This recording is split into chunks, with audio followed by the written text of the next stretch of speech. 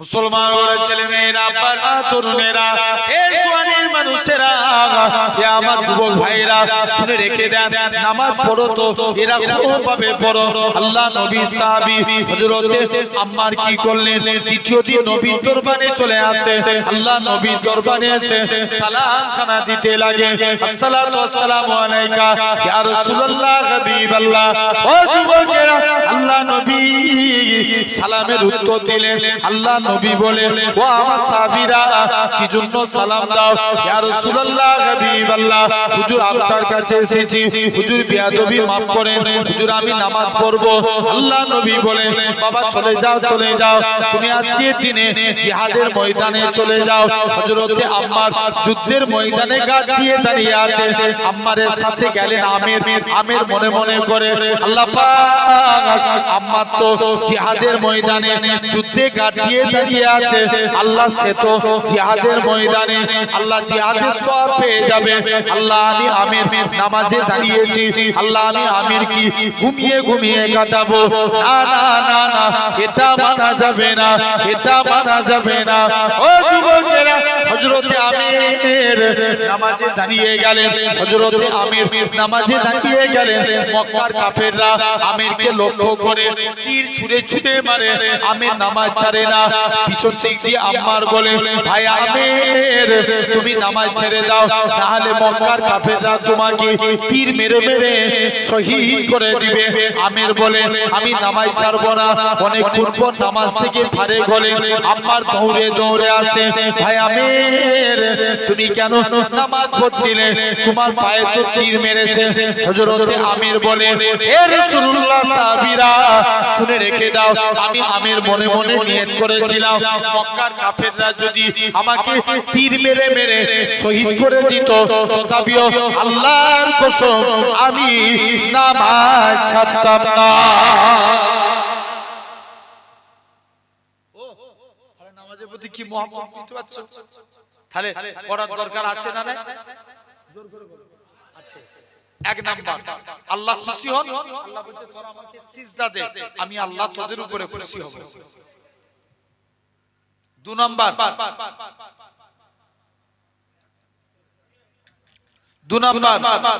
আল্লাহ বলছেন মাশাআল্লাহ। দুই নাম্বার, আল্লাহ বলছে, বান্দা তোমরা আমি আল্লাহ আমার শুকরিয়া আদা করো। আল্লাহর কোরআন বলে, লা ইন শাকারতুম লা আযীদান্নাকুম। বান্দা আমি আল্লাহ আমার শুকরিয়া আদা করো, আমি আল্লাহ তোমাদের নিয়ামতে ভরিয়ে দেব। জোরে বলো। তাহলে নিয়ামত দিবে কে? আল্লাহ। একটা একদম মন দিয়ে শুনো। নবীর একজন সাহাবী ছিলেন, যিনি ছিলেন 10 জন জান্নাতীর একজন। জোরে বলবেন না? কতজনের যুবক? কথা বলতে হবে, বলো বলো। 10 জনে একজন নবীর কাছে আসছে। নবীর আদর্শ দেখলেন, যিনার নাম ছিল আব্দুর রহমান বিন আউফ। নবীর কাছে আসলেন, হুজুর অনুমতি দেন, আমি একটু জিহাদের ময়দানে যাই। আল্লাহ নবী বলছে, বাবা হুজুর আমি মুসলমান হতে চাই। নবীর হাতে হাত দিয়ে কলেমা পড়ে মুসলমান হয়ে গেল। মুসলমান হয়েছে। মক্কার কাফেররা খুব জুলুম করছে। কে? মক্কার কাফেররা নবীর কাছে এসেছে, হুজুর মক্কার কাফেররা আমার উপরে জুলুম করে। আল্লাহ নবী বলছে, এই ব্যাপার, চলে যাও, তুমি বাড়ি চলে যাও, হিজরত করে হাবশায় যাও। কিছুদিন পর নবী মদিনায় হিজরত করেছিল না করেন? বলো বলো বলো, করেছিল। নবীর একজন সাহাবী ছিলেন। মক্কার কাফেররা সাহাবাদের উপর কম অত্যাচার করেছিল, অনেক অত্যাচার। নবীর একজন সাহাবীর নাম আব্দুল্লাহ যুলবাজাদাইন, যিনার ইসলাম গ্রহণের পূর্বে নাম ছিল আব্দুল উজ্জা। আব্দুল উজ্জা, উজ্জা একটা দেবতার নাম, আর আব্দুল মানে গোলাম। মানে কি জানেন? দেবতার গোলাম। চাচার কাছে লালন পালন হয়েছে। চাচা বলছে, ভাতিজা শুনলাম নাকি তুমি নবীর হাতে হাত দিয়ে কলেমা পড়েছো। চাচা, আকাশে সূর্য উঠা যেমন সত্য কথা, আল্লাহর কসম নবীর হাতে হাত দিয়ে কলেমা পড়েছে, এটাও সত্য। চাচা বলছে, এই তোকে অনেক সম্পত্তি দিয়েছি, চাচা সম্পত্তি গরম দেখান না, সম্পত্তি ফিরিয়ে দিলেন। বাবা তুই যে পরো নাই, তুমি যে লুঙ্গিটা পরে এই জামাটা পরে আছো, এটাও তো আমার টাকা, জামাও খুলে দিলেন। বাবা তুমি যে লজ্জাস্থান রেখে আছো লুঙ্গি, এটাও তো আমার টাকা। চাচা ডবল দিয়ে দি না বাবা, কলেমা ত্যাগ করো। মুসলমান ছেলে মেয়েরা, বাবা তরুণেরা, এই জওয়ানের মানুষেরা শুনে রেখে দেন, আল্লাহ নবী সাহাবী হযরত আব্দুল্লাহ জুল বাজাদাইন এরা খুব ভাবে উলঙ্গ অবস্থা করে দিলেন, পুরো উলঙ্গ হয়ে গেছে। 25-30 থেকে 30 বছরের যুবক উলঙ্গ অবস্থায় দাঁড়িয়ে আছে। কি শরমিন্দার কথা, কি লজ্জার কথা।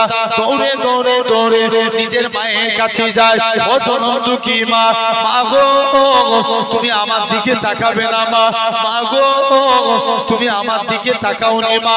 ইসলাম মানার জন্য মক্কার কাফেররা আমাকে বস্ত্রহীন করে দিয়েছে, মা গো তুমি আমার দিকে তাকাবে না মা। মায়ের কাছ থেকে, মা তোমার কাছে যদি একখানা চাদর থাকে আমাকে একখানা চাদর দাও। মায়ের কাছ থেকে একখানা চাদরখানা নিলেন। দৌড়ে দৌড়ে দৌড়ে আল্লাহ নবীর হুজরা মুবারকে চলে গেলেন। আল্লাহ নবীর দরবারে যে সালাম খানা দিতে লাগে, আসসালাতু ওয়াসসালামু আলাইকা ইয়া রাসূলুল্লাহ হাবিবাল্লাহ। ও জওয়ানের মানুষেরা, আল্লাহ নবী সালামের উত্তর দিলেন। আল্লাহ নবী বলেন, ও আমার সাহাবীরা কি জন্য সালাম দাও ইয়া রাসূলুল্লাহ হাবিবাল্লাহ? ইসলাম মানার জন্য মক্কার কাফেররা আমাকে বস্ত্রহীন করে দিয়েছে। আল্লাহ নবী বলেন, বাবা মনে কষ্ট লিও নি, বাবা মনে দুঃখ লিও নি। কোন আব্দুল্লাহর কথা বলি যিনি জোরে জোরে কুরআন পড়তেন? আল্লাহ নবী সাহাবীরা বলেন, ও আমার সাহাবীরা তোমরা আমার আব্দুল্লাহর মনে কষ্ট দিও নি, আমার আব্দুল্লাহর মনে দুঃখ দিও নি। কেননা আমার আব্দুল্লাহ দুনিয়া বেঁচে ইসলাম কবুল করেছে। কোন আব্দুল্লাহর কথা বলি? 3 দিন পরে খবর আসলো কোন আব্দুল্লাহ যিনি জোরে জোরে কুরআন পড়েন। আল্লাহ নবী সাহাবীরা বলেন, ও আমার সাহাবীরা তোমরা আমার আব্দুল্লাহর মনে কষ্ট দিও নি, কেননা আমার আব্দুল্লাহ দুনিয়া বেঁচে ইসলাম কবুল করেছে। কোন আব্দুল্লাহর কথা বলি? 3 দিন পরে খবর এলো আব্দুল্লাহ ইন্তেকাল হয়ে গেছে। নবী আমার আব্দুল্লাহর কবরে চলে গেলেন। আমার ডান দিকে আমার বন্ধু আবু বকর নেমে যাও, বাম দিকে আমার বন্ধু ওমর নেমে যাও, মাঝখানে নবী দাঁড়িয়ে আছে। উপর থেকে একজন সাহাবী বলে, ওরে আব্দুল্লাহ আপনি কত বড় সৌভাগ্যবান, কেননা তোমার কবরে দিন দুনিয়া বাদশা হাবিবুল্লাহ দাঁড়িয়ে আছে।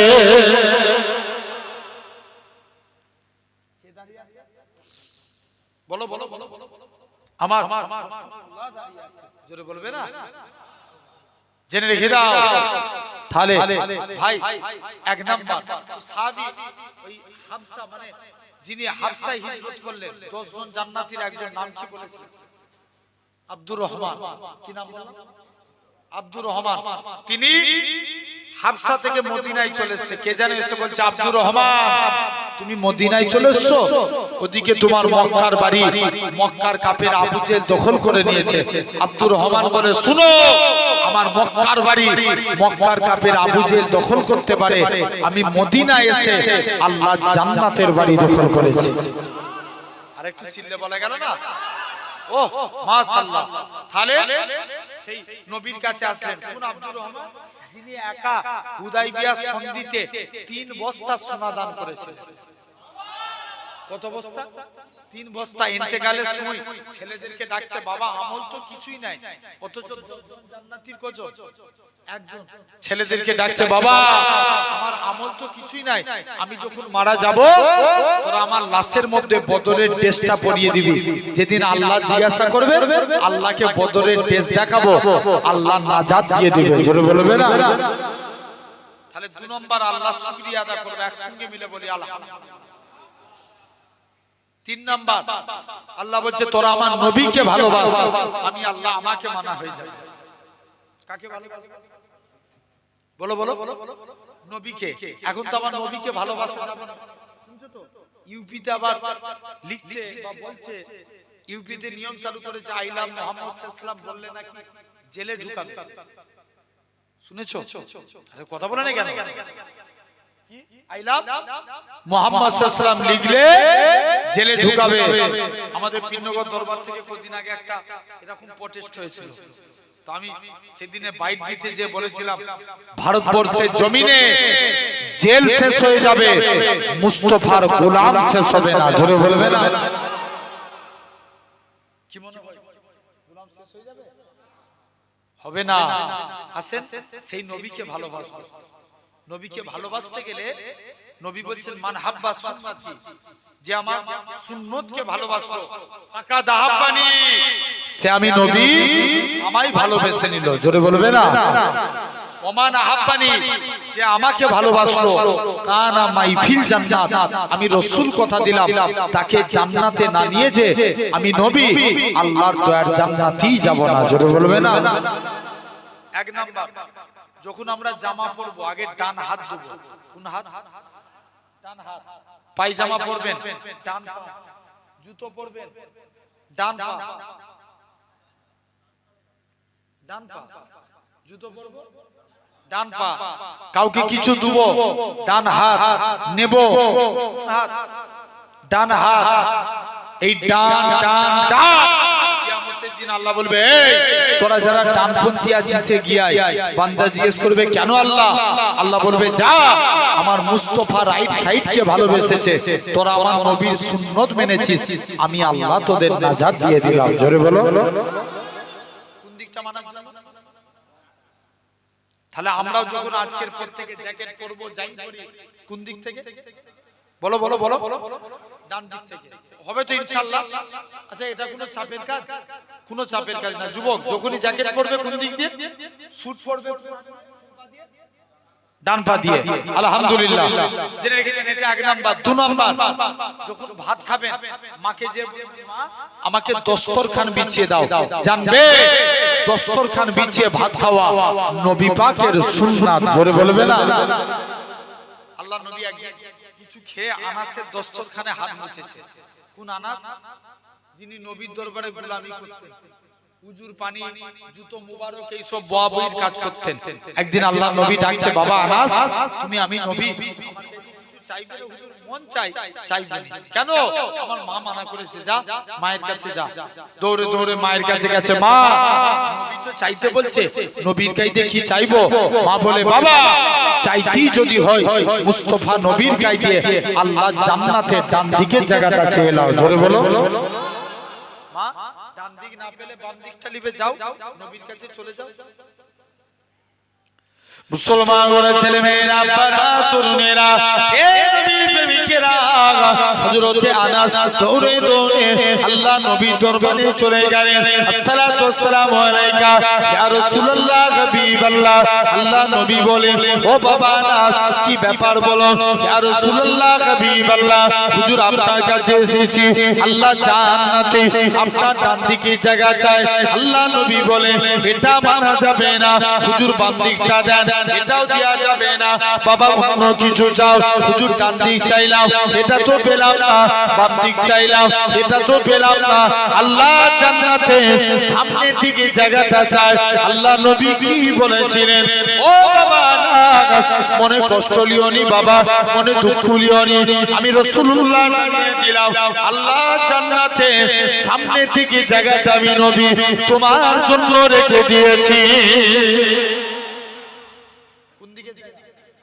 বলো বলো বলো। সামনের দিকে জায়গা আছে। এক নাম্বার শুনছো? শুনছো? মন দিয়ে শুনো ভাই।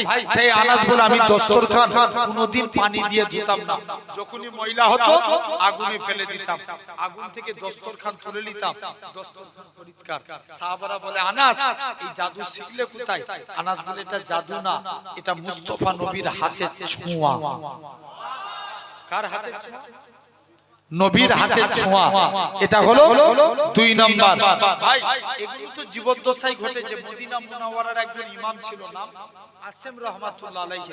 একদিন মুখ দিয়ে কথা বলছে, খুশবু বার হচ্ছে। জোরে বলবে না? আমরা যদি ব্রাশ না করি, মেসওয়াক না করি, আমাদের মুখ দিয়ে কি বার হয়? গন্ধ বার হবে আসেমের মুখ দিয়ে বার হচ্ছে সবাই মিলে ধরেছে আসেম তুমি কি আমল করো মুখ দিয়া তো খুশবু বের মুসলমান ঘরের ছেলে মেয়েরা পাড়া তরুণেরা হযরত আসেম সব মুরিদরা ধরে ও বাবা আসেম বলো তো দেখি কিসের কারণে এত মুখে সুগন্ধ হযরত আসেম বলে ও বাবা মুরিদেরা আমি আসেম একদিন ঘুমিয়ে আছি হঠাৎ করে দেখি আল্লাহর নবী দিন দুনিয়া বাদশা হাবিবুল্লাহকে জনাবে মুহাম্মদুর রাসূলুল্লাহ সাল্লাল্লাহু আলাইহি সাল্লাম আমি আসেমের বাড়ি চলে আসলেন আমি আসেম আল্লাহ নবীর সম্মানে দাঁড়িয়ে গেলাম আল্লাহ নবী বলে ও বাবা আসেম তুমি আমি নবী আমাকে একটু জিহ্বাখানা পার করে দাও বাবা আমাকে একটু কুরআন পড়ে শোনাও আমি আসেম আল্লাহ নবীর সম্মানে দাঁড়িয়ে কুরআন খানা পড়ি কুরআন পড়া কমপ্লিট হয়ে গেল আল্লাহ নবী বলে ও বাবা আসেম একটু জিহ্বাখানা পার করো তুমি আমাকে কুরআন শুনিয়ে আমি নবী আমার অন্তরকে করিয়ে দিয়েছো আমি নবী আমার দিলকে খুশি করে দিয়েছো ও বাবা আসেম একটু জিহ্বাখানা বার করো হযরত আসেম বলে আমি জিহ্বাখানা বার করে দিলাম আল্লাহ নবী একটুখানি থুতু লাগিয়ে দিল হযরত আসেম বলে আল্লাহর কসম সকাল বেলায় উঠে দেখি আমি আসেমের মুখ থেকে আমার আল্লাহ খুশবু চালু করে দিয়েছে আরো জোরে বলে ও কি চালু করেছে আল্লাহ বলো বলো বলো খুশবু তাহলে এই দুই নাম্বার আমরা যখনই ভাত খাবো কি দিচ্ছি দস্তরখান তিন নাম্বার যখন চুল কাটবেন এখন সমাজে 100 স্টাইলে চুল কাটে আছে না না জোরে বলো ওরে আল্লাহ কেউ মেসি কেউ নেইমার এই ছেলেটা চুল কেটেছে দেখেছো ইদার গুলো ছোট উপরটা বড় ও ভাই এটা কি নবীর সুন্নাত কথা বলে না নবীর সুন্নাত কি চারিদিকটা সমান করে কাটা না হলে পিছনে বাবরি রাখা জানবে এটাই মুস্তাফার সুন্নাত জোরে বলবে না খবর নিয়ে দেখো তাহলে যে সেভাবে চুল কাটলে হবে না তাহলে দুই নাম্বার চুল কাটবো কারি স্টাইলে তোমাকে বলিনি বলো তুমি বলো না ও তো হেসে লাভ নেই এদিকে তাকাও চুল কাটবো কারি স্টাইলে নবীর স্টাইলে কারি স্টাইলে নবীর স্টাইলে জানবেন মানতে পারলে আল্লাহ জান্নাত পেয়ে যাবে সেই নবী আপনি আমি পেয়েছি সব নবীর মধ্যে আল্লাহ একটা করে গুণ দিয়েছে আর আল্লাহ বলছে যা আমার হাবিবুল্লাহর মধ্যে 20টা নবীর গুণ ভরে দিয়েছি জোরে বলো আরেকটু চিল্লে বলবে না ও কত মাকাম দিয়েছে আল্লাহ আসেন মন দিয়ে শুনো ভাই আমরা নবীকে বেশি ভালোবাসি না নবী আমাদেরকে বেশি ভালোবাসে নবী আমাদের বেশি ভালোবাসে মন দিয়ে শুনো চার জায়গায় আল্লাহ নবী উম্মতের চিন্তা করবেন কোন জায়গায় চার জায়গায় নাম্বার 1 এক নাম্বার 1.5 মিনিটের বাচ্চা কে 1.5 মিনিটের বাচ্চাটা কে ভুলে গেলে তাহলে কেমন আওয়াজ শুনছো কার আলোচনা করছি ইয়েস তাহলে 1.5 মিনিটের বাচ্চা কে আমার নবী নবী যখন 1.5 মিনিটের বাচ্চা দুনিয়ায় আগমন করলেন সিজদায় চলে গেলেন কি যেন মুখ থেকে বিড়বিড় করে বলছে আচ্ছা বলো তো ভাই সমাজে আল্লাহ 313 জন রাসূল পাঠিয়েছিল কোন রাসূলের কলেমায় আল্লাহ রাসূলুল্লাহ লিখেছে বলতে পারবো কেউ বলতে পারবো না কারুর কলেমায় রাসূলুল্লাহ লেখা নেই মুসলমান বড় ছেলে মেয়েরা পাড়া তরুণেরা এই সোয়ানের মানুষেরা আল্লাহ পাক আদম নবী কলেমা দিয়েছিলেন লা ইলাহা ইল্লাল্লাহ আদম সফিউল্লাহ রাসূলুল্লাহ বলেন না মুসা নবী কলেমা লা ইলাহা ইল্লাল্লাহ মুসা কালিমুল্লাহ রাসূলুল্লাহ বলেন না ঈসা নবী কলেমা লা ইলাহা ইল্লাল্লাহ ঈসা রূহুল্লাহ রাসূলুল্লাহ বলেন না দাউদ নবী কলেমা লা ইলাহা ইল্লাল্লাহ দাউদ খলিফাতুল্লাহ রাসূলুল্লাহ বলে না এরকম ভাবে ইব্রাহিম নবী কলেমা লা ইলাহা ইল্লাল্লাহ ইব্রাহিম খলিলুল্লাহ রাসূলুল্লাহ বলে না এই দুনিয়ার মুসলমানেরা শুনে রেখে দেন আল্লাহ পাক তোমার আমার নবী কলেমা দিয়েছে লা ইলাহা ইল্লাল্লাহ মুহাম্মাদুর মুহাম্মাদুর রাসূলুল্লাহ। আর জোরে বলে শুধু তাই নয়, গোটা কুরআন শরীফ তন্ন তন্ন করে দেখেন আল্লাহ তাআলা নবীদের নাম ধরে ধরে ডেকেছে। হযরতে মুসা নবীকে ইয়া মুসা বলে ডেকেছে, সুলাইমান নবীকে সুলাইমান নবী বলে ডেকেছে, দাউদ নবীকে দাউদ নবী বলে ডেকেছে, আল্লাহ ঈসা নবীকে ঈসা নবী বলে ডেকেছে। আল্লাহ তোমার আমার নবীর নাম ধরে ডাকে না, তোমার আমার নবীকে ইয়াসিন, তোহা, মুজাম্মিল, মুদ্দাসসির বলে ডেকেছে। ও যুবকেরা, আল্লাহ নবী 1.5 মিনিটের বাচ্চা হুজুর আমার সিজদায় চলে গেলেন, কি যেন মুখ থেকে বিড়বিড় করে বলে, আম্মা জান আমিনা বলে, আমি কানটা মুখের কাছে নিয়ে চলে যাই, আমার শিশু পুত্রের মুখ থেকে একটাই কথা বাইর হয়, ইয়া রাব্বি হাবলি ইয়া উম্মতি। আর ওহ তাকবীর মারো একবার দেখি, তুমি দাও।